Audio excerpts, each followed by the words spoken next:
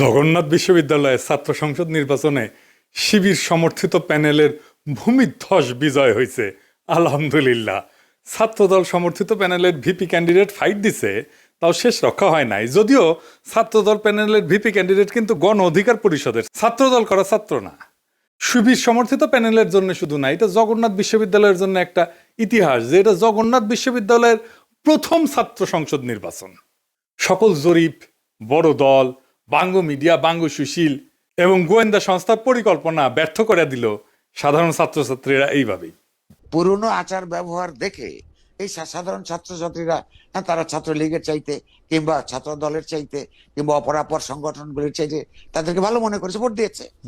আগামী 1 মাসের মধ্যেই যদি এই সমস্ত ক্যাম্পাস আবার ভোট হয়, আমি আপনাকে লিখে দিচ্ছি ছাত্র শিবির পাশ করবে না।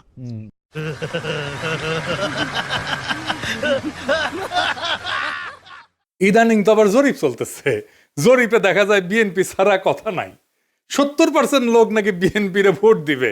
এমিনেন্স একটা জরিপ করেছে, ওর মালিক আমার মেডিকেলের 3 বছরের জুনিয়র জাসদ করেছিল। ওর এনজিও হেলথ নিয়ে কাজ করে ওই এমিনেন্স। এখন নতুন ধান্দাবাজিতে নামিছে। শামিম শুনো, 70% লোক বিএনপিরে ভোট দিবি, হদ দিবি, পাশা পাইতে দিলে হোগাত ছাপ্পা দিয়ে দিবি, ব্যালটে দিবি পাবলিকে।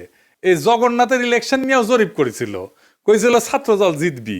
সেটা আবার বাসস, তার মানে বাংলাদেশ সংবাদ সংস্থা ছাপিয়েছিল, মানে সরকারি সংবাদ সংস্থা। এটি মাহবুব মুর্শেদকে চাকরি দিছে আসিফ নজরুল।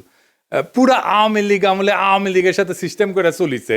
মাঝে মাঝে কুরকুরে নিয়ে উঠলে আমার নিয়ে স্ট্যাটাস মারতো। এটা আছে না, সুশীল গেরে একটা কুরকুরে নিয়ে আছে, পিনাকিরে নিয়ে স্ট্যাটাস মারে, আসলে আওয়ামী লীগ, কিন্তু মাঝে মাঝে আবার ভাব দেখায় আমি আওয়ামী লীগ না। ওরে নিয়ে এমডি বানাইছে বাসসের।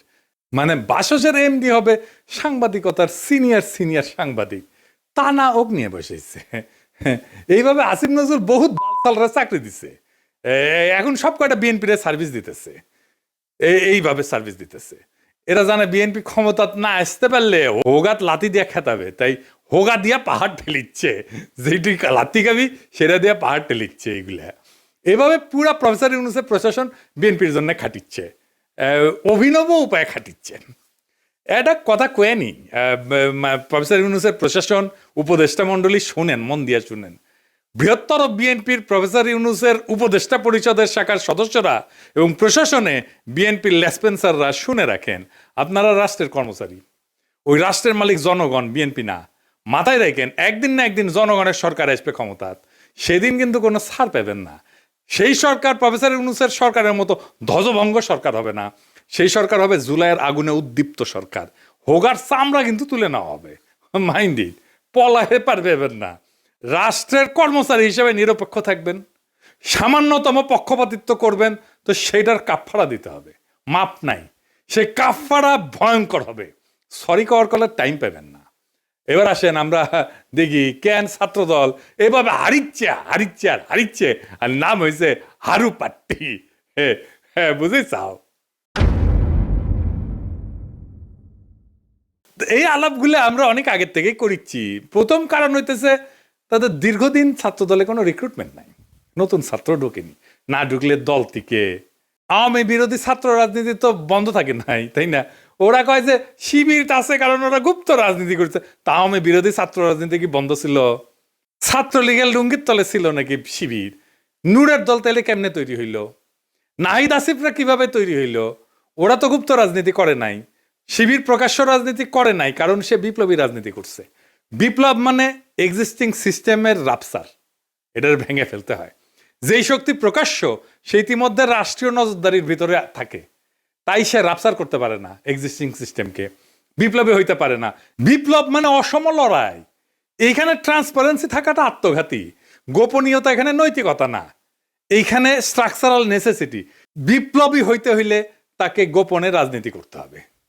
এই কাজটা করেছে শিবির, সেই জন্য বিপ্লবী ক্যারেক্টার নিয়ে দাঁড়াইছে। সেই জন্যই তারা এই ভূখণ্ডের ইতিহাসে সবচেয়ে শক্তিশালী ছাত্র সংগঠন হিসেবে উত্থিত হয়েছে। গুপ্ত ছিল, ছাত্রলীগের লুঙ্গির তলে ছিল, এইসব বইলা লাভ হয়েছে কেন? হয় নাই, হবেও না।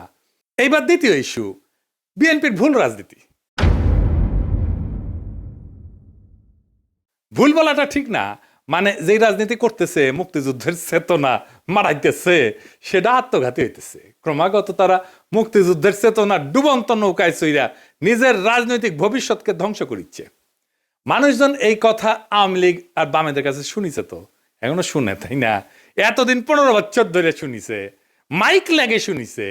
তারা এই কথার প্রতিধ্বনি যখন বিএনপির কাছে শুনে, সে তখন মনে করে আরে এটা তো আওয়ামী লীগ, এটাই তো ইন্ডিয়ার বন্ধু। আর সত্যি সত্যি যখন ইন্ডিয়ানদের উচ্ছ্বাস দেখে তারেক রহমানকে নিয়ে, আর তারা প্রকাশ্যেই বলে তারেক রহমান আর বিএনপি তাদের পছন্দের দল, তখন মানুষ দুয়ে দুয়ে স্যার মিলায়।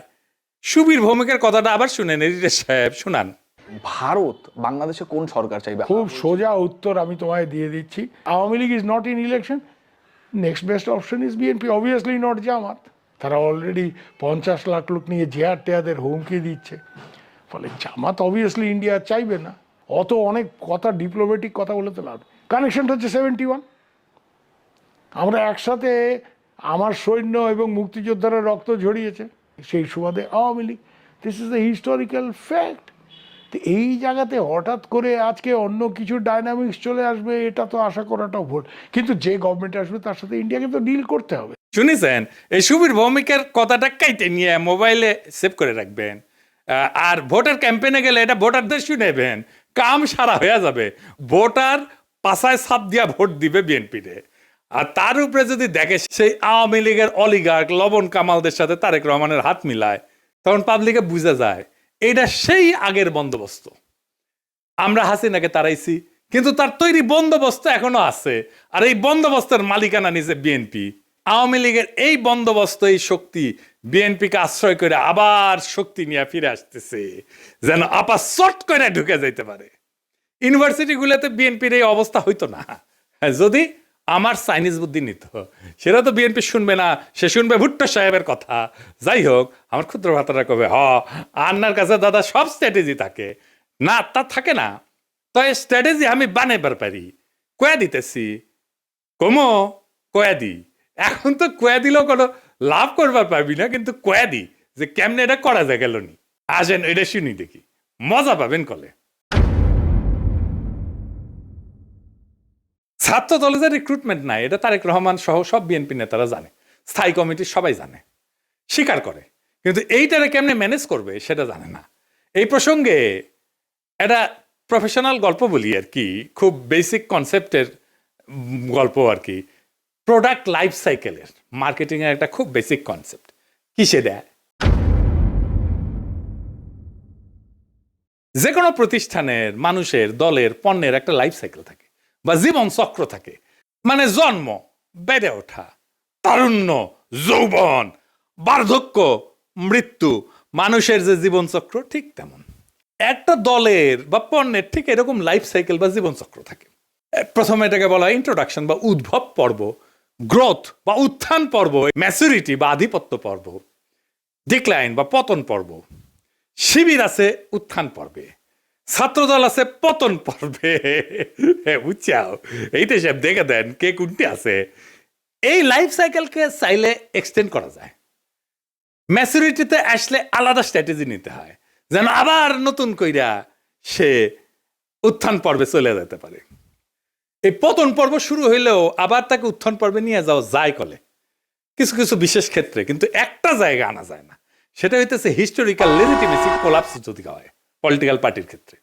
এটা শুনতে খটোমটো লাগলেও সোজা কলে, খুবই সোজা। মানে আমি যা বইলা আমার বৈধতা আনিছি তার উল্টা কাজ করলে লেজিটিমেসি কোলাপস হয়। এইটা ছাত্রদল আর বিএনপি দুইটারই হয়েছে।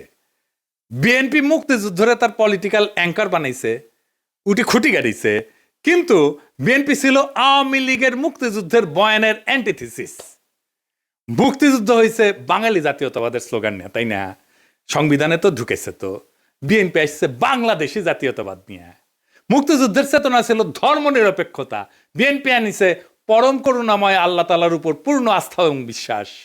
আওয়ামী মুক্তিযুদ্ধের লক্ষ্য ছিল সমাজতন্ত্র, বিএনপি কইছে না না, সমাজতন্ত্র মানে যদি হয় অর্থনৈতিক এবং সামাজিক ন্যায় বিচার, তাইলে ঠিক আছে, অন্য সমাজতন্ত্র আমি মানি না। বিএনপি ওইটা নিয়ে লেজিটিমেসি পাইছিল, ওই লেজিটিমেসি কোল্যাপস করেছে 2024-এর 5ই আগস্টের পরে, যখন মুক্তিযুদ্ধ। এই জন্যই বিএনপি জিততে পারবে না সামনের ইলেকশনে। কিন্তু ছাত্রদল এটা ডিক্লাইন ফেজে গেছে আরো আগেই। মানে বিএনপির লেজিটিমেসি কোলাপস করার আগেই গেছে। সেই জন্য আমি কইতেছি যে কিভাবে বিএনপি যদি লেজিটিমেসির কোলাপস না হইতো তাহলে ছাত্র দলকে বাঁচাইতে পারতো, এখন সে চাইলেও পারবে না বাঁচাইতে। কেমনে পারতো? প্রথমে ছাত্র দলকে বিলুপ্ত করে দিতে হইতো, থেকে লাভ নাই, কারণ দল তো নাই, সমর্থন নাই, রিক্রুটমেন্ট নাই, থেকে লাভ কি? ভোটে জিতে না, হারু পাট্টি। তাইলে এটারে বিলুপ্ত কইরা সবাই রে বৈষম্য বিরোধী ছাত্র সংগঠনে একীভূত করতে হইতো। এটা হইলে বৈষম্য বিরোধী ছাত্র সংগঠনের সবচেয়ে বড় স্টেক হোল্ডার হইতো ছাত্র দল থেকে আসা লোকগুলা। বৈষম্য বিরোধী ছাত্র সংগঠনই হইতো বিএনপির গণছাত্র সংগঠন। সে আরো বৃহত্তর ঐক্যের চেষ্টা করতো, ছাত্র অধিকার পরিষদকে নিত, ইনকিলাব মঞ্চকে নিত, এরকম ছোটখাটো দলগুলোকে সে ঢুকায় ফেলতো, একীভূত করে ফেলতে পারতো। তাইলে শিবিরের একটা শক্তিশালী বিরোধী দল দাঁড়াইতো। এটা হইলে শিবিরের সাথে শক্ত ফাইট দিতে পারতো, অনেক জায়গায় জিতেও যেতে পারতো। আর যে রিক্রুটমেন্টের গ্যাপ তৈরি হয়েছে সেটা পূরণ হইতো, কারণ এই বৈষম্য বিরোধী ছাত্ররা তো ছাত্র দল করে না, এরা তো নতুন তরুণ, আরো তরুণ, এরা ঢুকতো, তাইলে তার গ্যাপটা পূরণ হইতো। এখন ইলেকশন হইতেছে আর মারা খাইতেছে বিএনপি, নামই হয়ে গেছে হারু পাট্টি। এখন আমার ক্ষুদ্র ভাতারা একটা বিরাট কোশ্চেন করে ফেলতে পারে আমাকে, আমি কালে ডরে আছি। হ্যাঁ, যে কয় যদি দাদা দলে যদি এইভাবে লাইফ সাইকেলের মধ্যে যায়, উত্থান পতনের মধ্যে দিয়া যায়, তাহলে তো আমেরিকা রিপাবলিকান আর ডেমোক্রেটদের মইরা ভূত হয়ে যাওয়ার কথাই ছিল। এইগুলো তো ভালোই টিকে আছে। তো মাঝে মাঝে বুঝছাও আমার মনে হয় যে আমি দিনে 4-5টা করে ভিডিও বানাই, ব্যানে এগুলো ব্যাখ্যা করি। মেলা কোশ্চেন আছে সবার মাথার, তাই না? হ্যাঁ, এটা খুব ইন্টারেস্টিং প্রশ্ন করে করিছেন আপনারা, না করলেও কয়ে দিলাম, তাই না? আসেন এবার বুঝে দেখি। আমেরিকান রিপাবলিকান আর ডেমোক্রেটিক পার্টি এটা স্বাভাবিক রাজনৈতিক দল না, ওইগুলো কার্যত রাষ্ট্রের ভেতরে একটা ইনস্টিটিউশনালাইজ পাওয়ার মেকানিজম। এটা কি, এটা প্রতিষ্ঠান হয়ে গেছে, এটা দল নাই, এটা রাষ্ট্রের সাথে একীভূত হয়ে গেছে, অনেকটা চাইনিজ কমিউনিস্ট পার্টির মতো।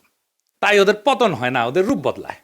এই যে লাইফ সাইকেল থিওরি, যে জীবনচক্র থিওরি যেটা কইলাম, এটা কাজ করে হয়েছে, এটা ক্লাসিক রাজনৈতিক দলের মতো, ক্লাসিক রাজনৈতিক দল যেগুলো আদর্শিক দল বা ক্যারিসমেটিক লিডার আছে, যেমন মুজিবের দলের মতো, জামাতের মতো, শিবিরের মতো, কমিউনিস্ট পার্টির মতো, রেভলিউশনারি বা পোস্ট কলোনিয়াল দল কংগ্রেসের মতো, এবং দুর্বল রাষ্ট্র কাঠামোর দেশে Bangladesh, Pakistan, Africa, Latin America, এই সমস্ত জায়গায় এই সমস্ত থিওরি খাটে দলগুলোর ক্ষেত্রে। কংগ্রেসের মরে যাওয়া দেখে বুঝতে পারতেছেন, বিজেপির উত্থান থেকে বুঝতে পারতেছেন।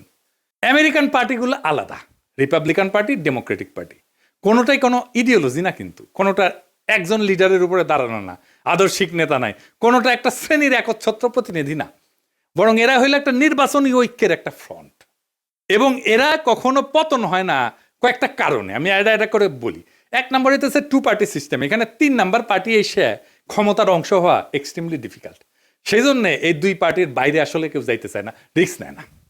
আমেরিকার মানুষ রাগ করলে নতুন দল বানায় না, পুরানো দলের ভিতরে ঢুকে সেটা বদলানোর চেষ্টা করে। এবং আপনি দেখবেন রিপাবলিকান এবং ডেমোক্রেটিক পার্টি দুটেরই বদল হয়েছে ভিতর থেকে মেলাবার, 1-2বার না।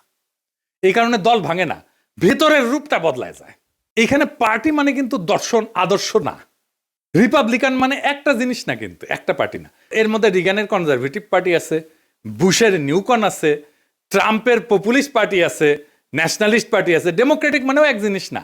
ক্লিনটনের নিও লিবারেল আছে, ওবামার টেকনোক্রেটিক পলিটিক্স আছে, বার্নি স্যান্ডার্সের ডেমোক্রেটিক সোশ্যালিস্ট আছে। তাই ভেতরের আইডিওলজিকে নেতৃত্ব দিচ্ছে, সেই আইডিওলজিটা বদলায়, কিন্তু পার্টি থাকে। আর একটা জিনিস হচ্ছে স্টেট পার্টি, একটা ফিউশন হয়েছে আমেরিকা, পার্টি আর স্টেট একসাথে মিলে গেছে। যেমন ধরুন কংগ্রেস ককাস বলে একটা জিনিস আছে, যেখানে 2 পার্টি একসাথে কাজ করে। স্টেট গভর্নর নেটওয়ার্ক যেটা, সেখানে 2 পার্টি একই সাথে সমান শক্তিশালী, থিঙ্ক ট্যাঙ্ক, তারপরে যে ডোনারদের ক্লাস, মিডিয়ার যে ইকোসিস্টেম, সবকিছু মিলে এটা একটা সংগঠন না, এটা একটা পাওয়ার ইনফ্রাস্ট্রাকচার হয়েছে। আমেরিকান এলিটদের যে কনফ্লিক্ট, এইটা ম্যানেজ করা হয় এই 2 পার্টির এই সিস্টেমের মধ্যে দিয়া।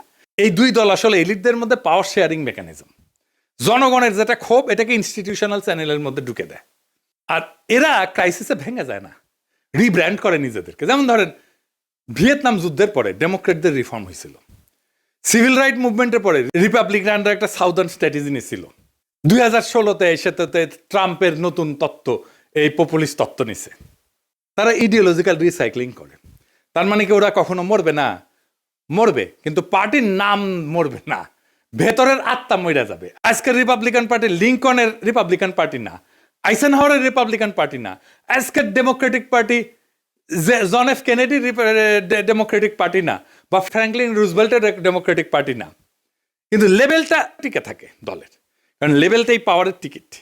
বাংলাদেশের দল মানে রাজনীতি, আমেরিকায় দল মানে রাষ্ট্র পরিচালনার সফটওয়্যার। সফটওয়্যার তো আপডেট হয়, ডিলিট হয় না, ইনকাই আর কি। সেই জন্যে এগুলা ডিক্লাইন হয় না। তো জগন্নাথ বিশ্ববিদ্যালয়ের নতুন ছাত্র সংসদকে অভিনন্দন। এই বিজয় কোনো দলের কিন্তু একক বিজয় না, এটা সাধারণ ছাত্রছাত্রীদের বুদ্ধিবৃত্তিক বিদ্রোহের ফল। আপনাদের সামনে কাজ অনেক। আপনাদের ক্যাম্পাসে এখনো পর্যাপ্ত ক্লাসরুম নাই, পর্যাপ্ত টয়লেট নাই, বিশেষ করে নারীদের টয়লেট নাই, স্যানিটেশন সংকট আছে, আবাসন নাই, ক্যান্টিন নাই। এই সমস্যাগুলো আজও সমাধান হয়নি, কারণ এগুলো কখনোই রাষ্ট্রের কাছে অপরিহার্য সংকট হয়ে ওঠেনি। এখন দায়িত্ব আপনাদের এই সংকটগুলোকে দাবি থেকে প্রয়োজন, প্রয়োজন থেকে অনিবার্যতায় রূপান্তর করার। রাষ্ট্র সাধারণত তখনই নৈরাচুরে বসে যখন বোঝে এই সমস্যার সমাধান না হলে স্বাভাবিক শাসন চলবে না। আমি বিশ্বাস করি ঐতিহাসিক ছাত্র সংসদ যদি সংগঠিত, ধারাবাহিক এবং নৈতিক চাপ তৈরি করতে পারে, তাইলে এই ক্যাম্পাসের বাস্তবতা বদলাইতে বাধ্য হবে। আর একটা কথা পরিষ্কার করিয়া বলি, প্রফেসর ইউনূসের সরকার এবং প্রশাসনকে রাষ্ট্রের কর্মচারীরা কারো দলীয় সম্পদ না। রাষ্ট্রের মালিক জনগণ। সময় বদলায়, সরকার বদলায়, কিন্তু দায় থেকে কেউ কিন্তু মুক্ত হয় না। আজ যারা সিদ্ধান্ত নিচ্ছেন যে আপনারা বিএনপির ক্ষমতায় আনবেন এবং বিএনপির লেসপেন্সারি করবেন, আপনাদের মনে রাখা উচিত ইতিহাস কখনো হঠাৎ বিচার করে না, কিন্তু একদিন ঠিকই হিসাব খুঁড়ে নেয়। আর এই ছাত্র সংসদের কাছে আমার প্রত্যাশা একটাই, আপনারা ভবিষ্যতের জন্য রাজনীতি তৈরি করবেন। এই ক্যাম্পাসের ভাষা যদি বদলায়, তাহলে দেশ বদলায় তো সময় লাগবে না। আশা করি আগামী ফেব্রুয়ারিতে আমাদের বন্ধুসুলভ সরকার আসলে আপনাদের যতগুলো সমস্যার কথা বললাম, এই সমস্যাগুলোর সমাধানের জন্য আমি ব্যক্তিগতভাবে আপনাদের সাথে থাকব। ফেব্রুয়ারিতে আমাদের ফ্রেন্ডলি সরকারি ক্ষমতা আসতেছে ইনশাল্লাহ। চান্দাবাজ, ধান্দাবাজ, লুটেরা, ইন্ডিয়ার নব্য লেসপেন্সারেরা ক্ষমতায় আসবে না। আমি যে এপিসোডের পরে ইনকিলাব বলি, ওইটা কিন্তু শুধু স্লোগান না। ইনকিলাব মানে বদল, ইনকিলাব মানে বিপ্লব, ইনকিলাব মানে ভেঙ্গা চুইরা নতুন ভাবে গড়ে তোলা, ইনকিলাব মানে দেশ এবং জাতির জন্য অপরিহার্য হইয়া ওঠা। ইনকিলাব জিন্দাবাদ।